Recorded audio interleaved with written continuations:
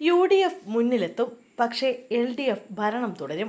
UDFിലെ പ്രമുഖ ഘടകകക്ഷി LDFിലേക്കെത്താൻ സാധ്യത.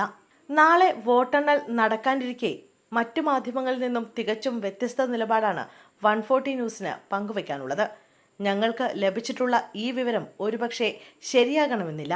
ഇത് മുൻകൂറായി പറഞ്ഞുകൊണ്ട് തന്നെ വിഷയത്തിലേക്ക് കടക്കാം.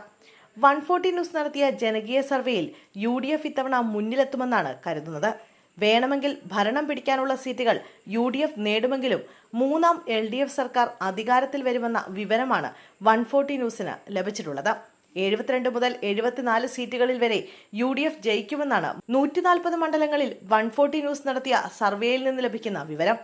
LDF 65 മുതൽ 68 സീറ്റുകളിൽ വിജയിക്കും എന്നും ജനകീയ അഭിപ്രായമുണ്ട്. BJP 1 മുതൽ 3 സീറ്റുകൾ വരെ നേടിയേക്കാം. കേവല ഭൂരിപക്ഷം ഇല്ലെങ്കിലും LDFിന്റെ തുടർഭരണം ഉണ്ടാകുമെന്നാണ് സ്രോതസ് വെളിപ്പെടുത്താൻ കഴിയാത്ത ചില കേന്ദ്രങ്ങളിൽ നിന്ന് ഞങ്ങൾക്ക് ലഭിച്ചിട്ടുള്ള വിവരം. കോൺഗ്രസിൽ ഇപ്പോൾ നടക്കുന്ന മുഖ്യമന്ത്രി സ്ഥാനത്തേക്കുള്ള ചർച്ചകൾ പോലും വളരെ നേരത്തെ തയ്യാറാക്കപ്പെട്ട ഒരു അജണ്ടയുടെ ഭാഗമായിട്ടാണെന്നാണ് ഞങ്ങൾക്ക് ലഭിച്ചിട്ടുള്ള വിവരം.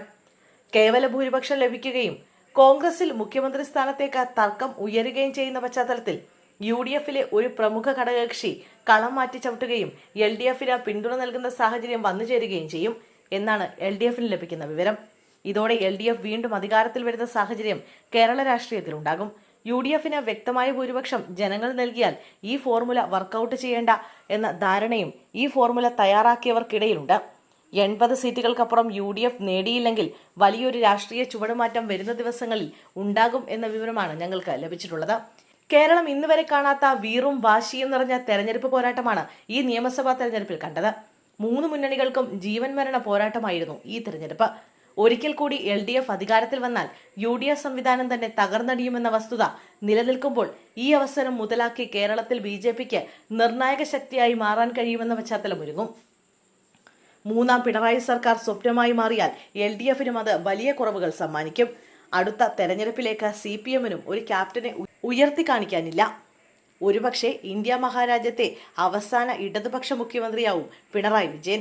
ഇരു മുന്നണികളുടെയും ഈ വീഴ്ചകൾ BJPയുടെ വളർച്ചയ്ക്ക് വളമാകും. ഇടതുപക്ഷം അധികാരത്തിൽ വരണമെന്ന് തന്നെയാകും BJPയും ആഗ്രഹിക്കുന്നത്.